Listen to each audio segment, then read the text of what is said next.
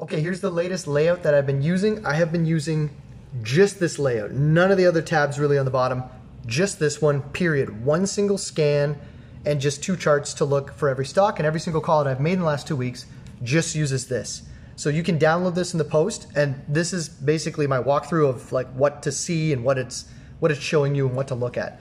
So we're gonna use, let's use Etsy as an example here. Okay, so on the D1 chart with Etsy, it's got all the basic stuff before, right? So you can see the volume, you can see this moving average line of the volume, so you can find those high volume candles over that line and try to find your algo lines, which is cool. It's also got the OBV, because I've noticed that Harry sometimes uses OBV, divergences, etc., to see whether or not a trade is good. But the big thing on the D1 now is that it shows you relative volume, and by extension, relative volume of the stock. So this is the relative strength scanner. So on here, the green is the stock, the blue is the market, the yellow is the sector. So you can see how the relative strength or weakness interplays between the market, the stock, and the sector, and how it has over time. That's straightforward, we've done that before.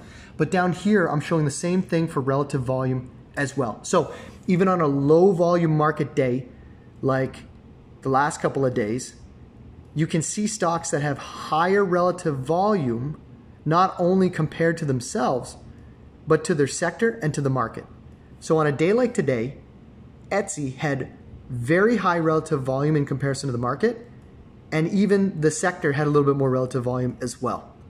So we've got relative strength, we've got relative volume, and that helps you find even more conviction in your trades. Then over here on the 5-minute chart, there's a couple of differences. I've been using 2 types of entries, and only 2 types of entries basically.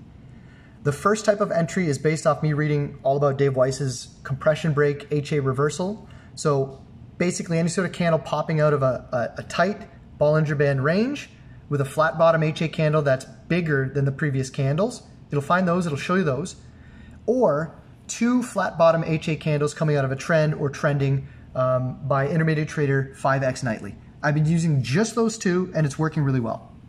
So this cloud in the background is not the Ichimoku cloud, it's just the Bollinger Bands, and it's really inoffensive in the background. You can tell when they start to contract, whether or not to leave or enter. And then any sort of lighter colored candle is a flat bottom, any sort of darker colored candle is a flat top. So you can basically see the HA candles, but still the regular candle data on there. Okay, so that's the 5-minute, that's the D1. But the best thing about this is the scanner. So this scanner will search for everything.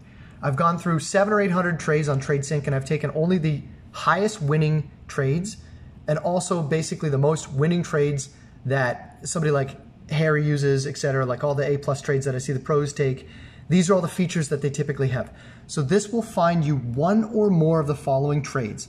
Every trade is over 2 million volume, over $5, over $1 billion market cap, over VWAP, over yesterday's high, reverse for short obviously, and has a tradable true range on it. And the reason is so that the stocks are big enough with enough volume so that they respond correctly to the wiki methods. Now, it'll find any one of these D1 events.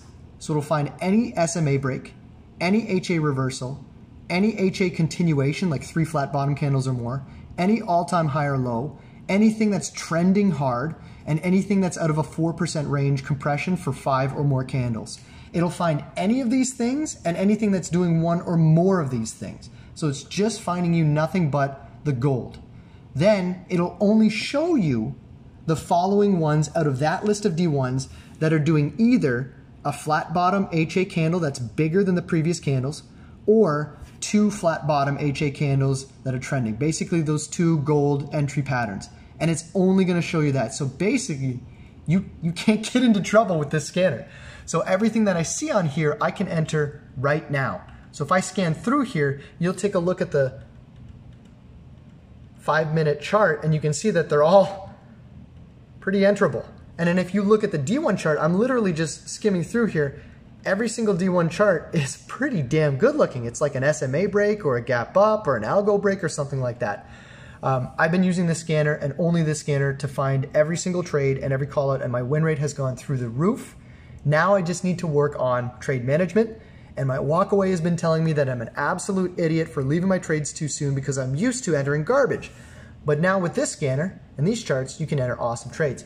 Now the next thing that you can do is if you have the Option Stalker platform, the Algo Break Scanner is fantastic. So you can take a custom scan of the Algo Break Scanner, find all those results, you might find like a couple hundred.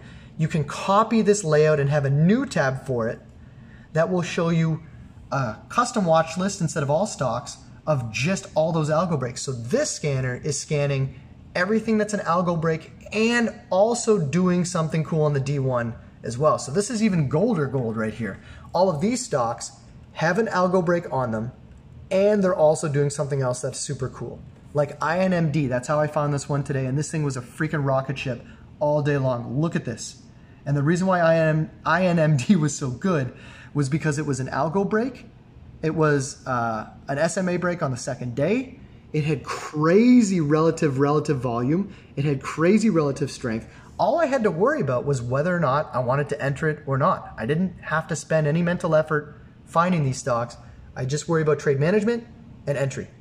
And I think you should use this scanner too. I think it's really kick-ass and it's free in the video above or below, wherever you're looking at it.